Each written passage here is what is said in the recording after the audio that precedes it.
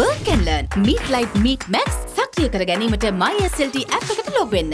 Work and learn. Meet Light Meet Max සක්‍රිය කර ගැනීමට MySLT app එකට log වෙන්න. අර පිරිමැස්ම ගැන හිතන ඔබට Vim Liquid වෙතින් රුපියල් 100ක ඉතිරියක්. හරිම සුළුයි.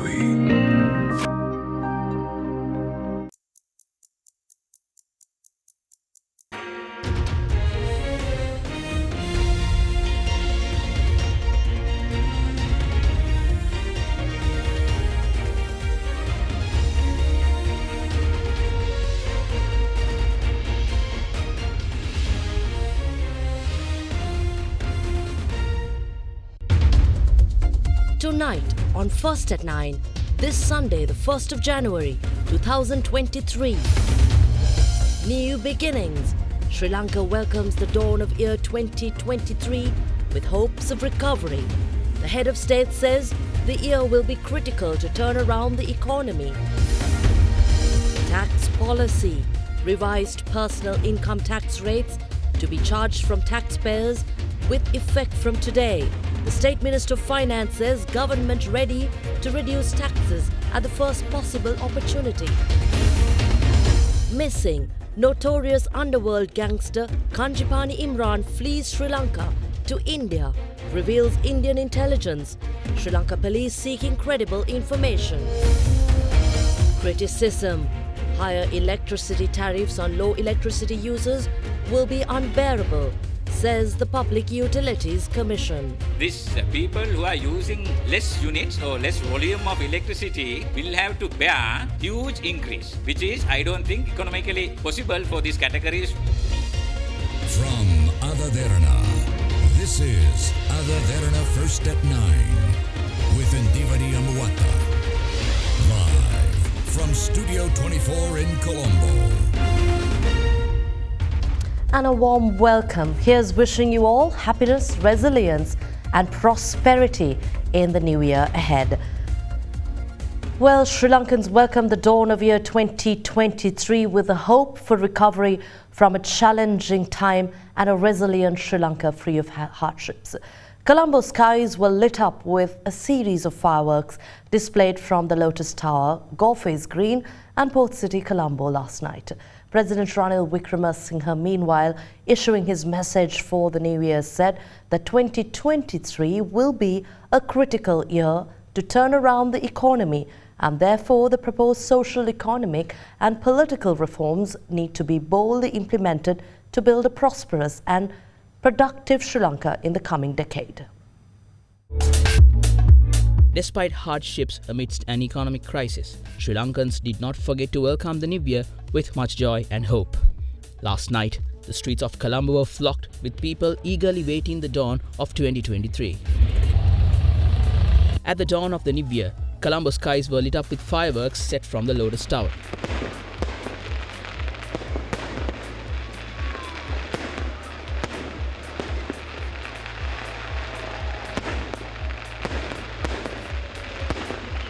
Due to the large crowds in the vicinity of Lotus Tower, the premises was kept open for the public until 4 a.m.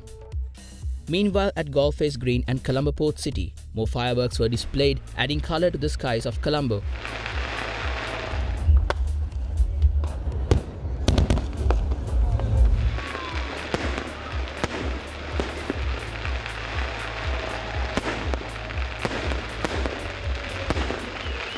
This morning, Sri Lankans were seen visiting religious places to invoke blessings for a successful year ahead.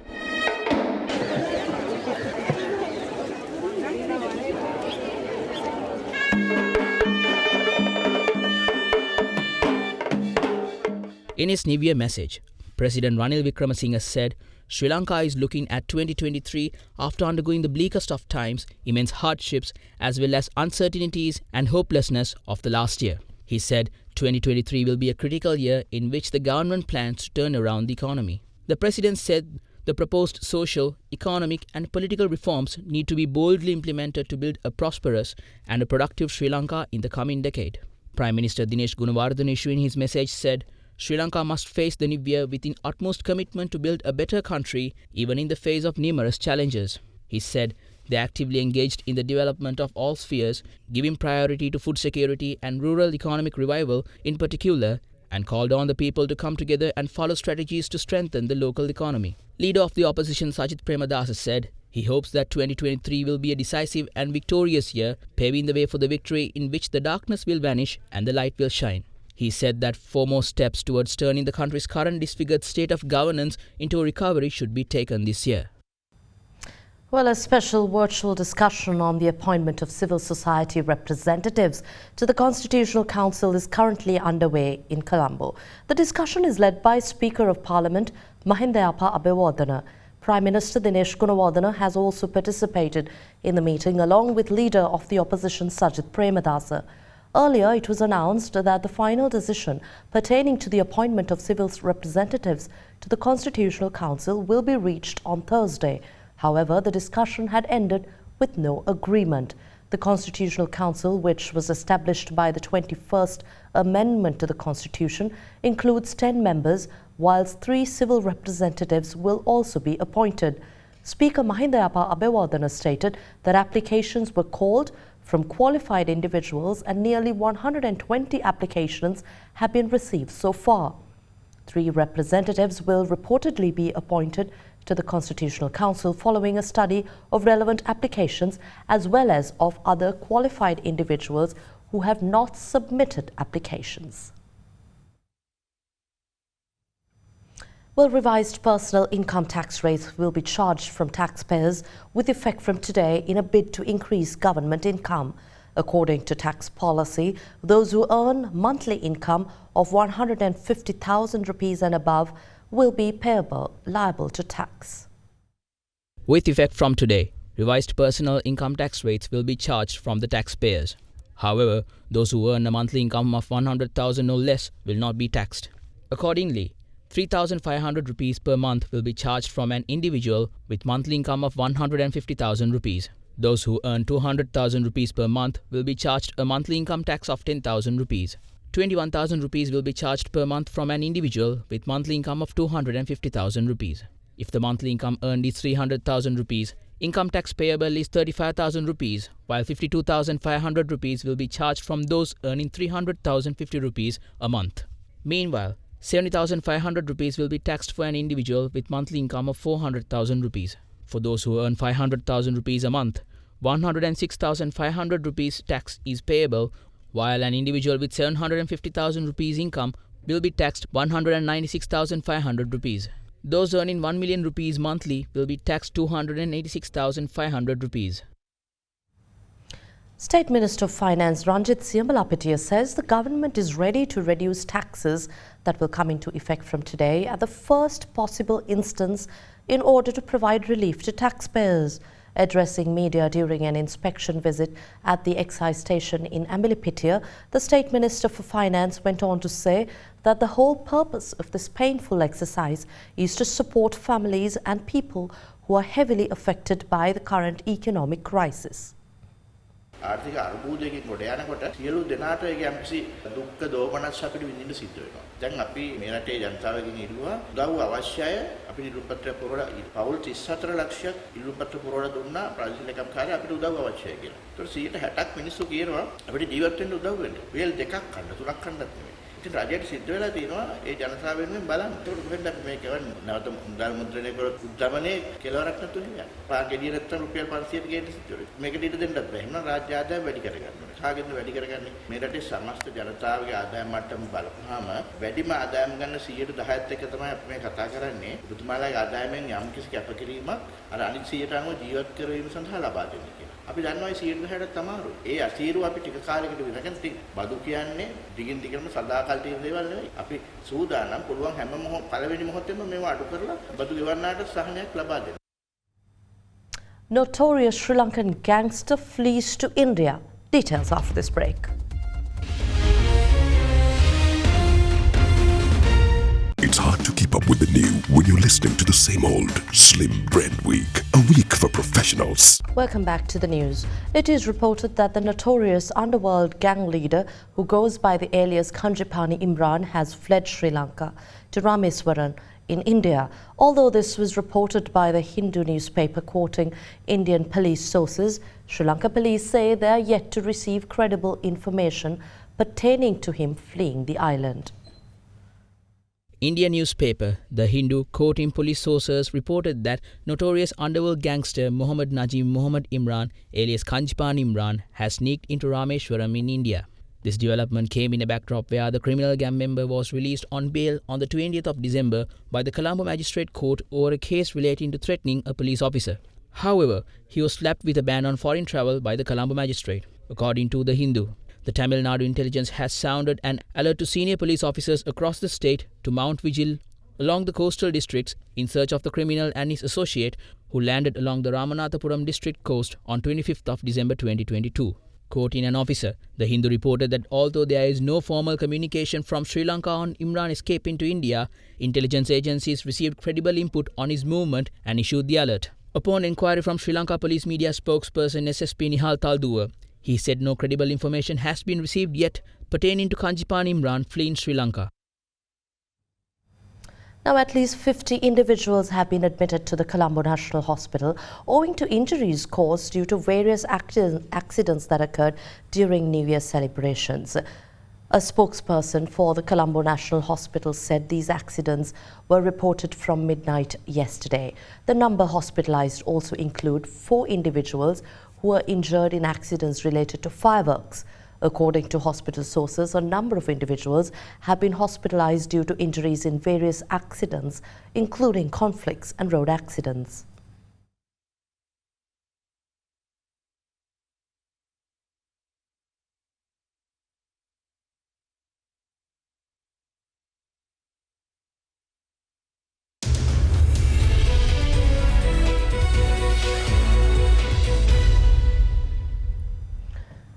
Well, the Public Utilities Commission points out that households falling under the category of low electricity users will be unable to bear a massive tariff hike proposed by the Ceylon Electricity Board.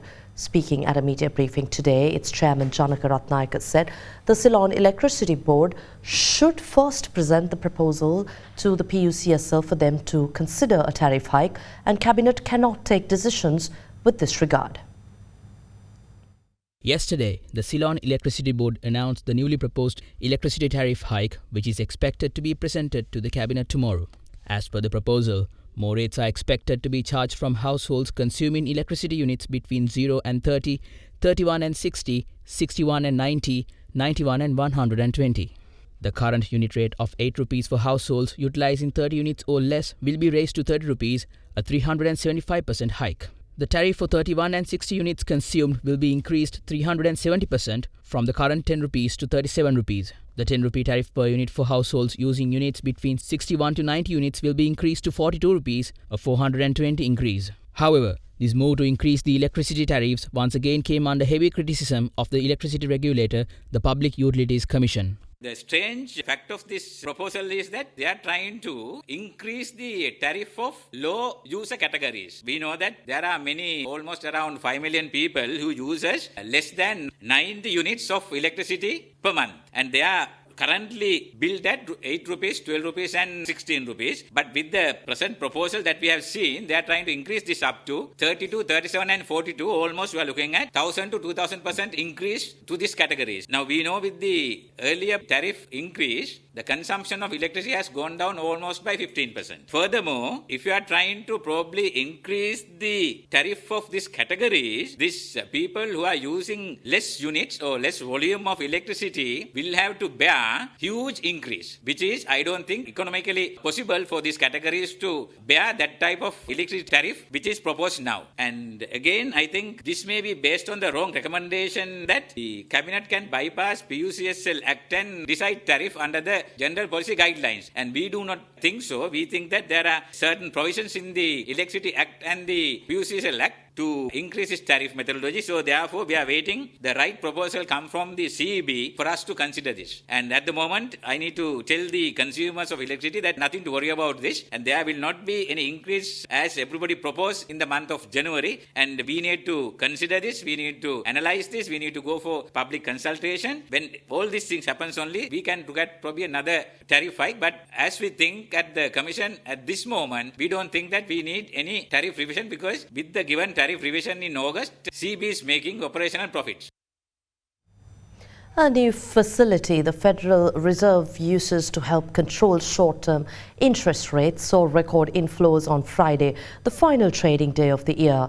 The New York Fed said that its reverse repo facility took in $2.554 trillion in cash from money market funds and other eligible financial firms, besting the period high water mark seen on September 30th, when inflows totaled $2.426 trillion. The cash surge was almost certainly tipped into record territory on a typical quarter, and pattern which can be further exacerbated on the year end. On those days, for a variety of reasons, many financial firms prefer to park cash at the central bank rather than in private markets. The Fed's reverse repo facility has been very active for some time after seeing almost no uptake for an extended period. Cash began to gravitate towards the central bank in the spring of 2021 and then grew consistently. Daily reverse repo usage has been holding over the $2 trillion mark since June this last year. Well, Norwegian Cruise Lines must pay $110 million in damages for use of a port that Cuba's government confiscated in 1960. A U.S. judge ruled in a milestone for Cuban Americans seeking compensation for Cold War-era asset seizures. The decision by U.S. District Judge Beth Bloom in Miami following her March ruling that the use of a Havana cruise port terminal constituted trafficking in confiscated property owned by the plaintiff Delaware-registered Havana Docks Corp. The Cuban president, Miguel Diaz-Canel, has harshly criticized the Helms-Burton Act, describing it as an extraterritorial violation of international law. The ruling could fuel more lawsuits by Cuban exiles pursuing claims which, according to one estimate, are worth $2 billion over asset seizures under late Cuban leader Fidel Castro. It may also serve as a reminder to multinational firms of the complications that can come with doing business in Cuba. U.S. cruise ships in 2016 began traveling to Cuba for the first time in decades, following a detent negotiated by former President Barack Obama that eased some provisions of a U.S. embargo in place since the Cold War. But the Trump administration in 2019 ordered a halt to all such cruises amid efforts to pressure Cuba over its support for Venezuelan President Nicolas Maduro, an ideological adversary of Washington.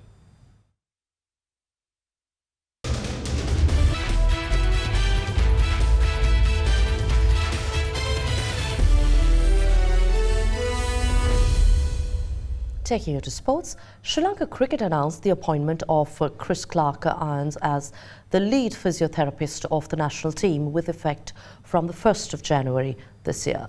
Chris Clarke-Irons earlier served as the England men's cricket team physiotherapist. The SLC further mentioned in a statement that Chris Clarke has taken over as the Sri Lanka national team's physiotherapist for a 2-year stint. He will reportedly join the upcoming Sri Lanka tour of India as his first official tour with the Sri Lanka national team.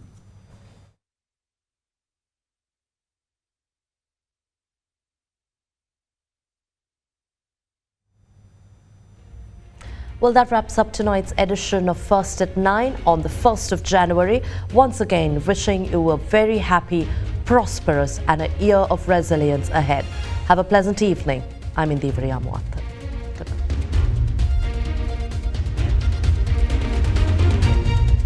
For news and information you can trust 24 hours a day, visit AdaDerana.lk.